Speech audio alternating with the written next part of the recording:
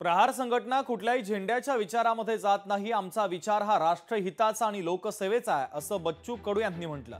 राजकारण आणि आंदोलन वेगळा भाग आहे। प्रहार संघटनेचे अध्यक्ष बच्चू कडू यांनी महत्त्वाची प्रतिक्रिया दिली आहे।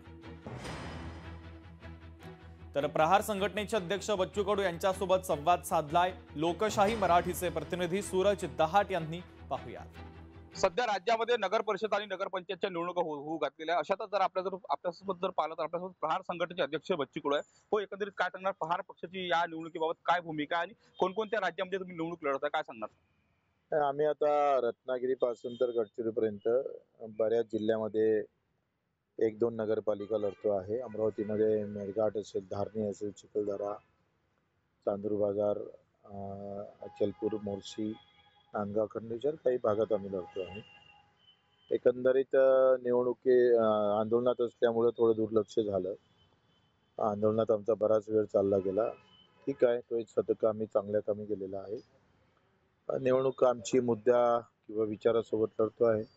भगवा, हिरवा, निळा झेंड्यात काही आम्ही अजून फसलो नाही किंवा त्या विचारात आम्ही गेलो नाही। विचार राष्ट्रहिताचा आहे। कर्जमाफीचा मुद्दा आम्ही काही राजकारण करणार नाही।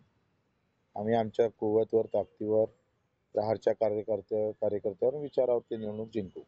हे अधिकाराचा घोळ आहे, त्यांना एवढे समजू नये। अतिशय म्हणजे मला वाटते अतिशय वाईट गोष्ट आहे आणि असं होऊ नये। असं केलं तर त्यांच्यावर कारवाई झाली पाहिजे आणि आता त्या निवडणुका रद्द झाल्या पाहिजे। कारण आखरी पायमल्ली होत असेल आणि आयोगच जर पायमल्ली करत असेल अधिकारी, तर मग तर चुकीचंच आहे। शेतकरी कर्जमाफीचा आम्ही कुठल्याही प्रकारे हा मुद्दा निवडणुकीच्या प्रचारामध्ये नेणार नाही, अशी सुद्धा भूमिका जी आहे बच्चू कडू यांनी व्यक्त केलेली आहे। सूरज दहाट, लोकशाही मराठी, अमरावती। लोकशाही मराठी ऐका, पहा, जागरूक रहा।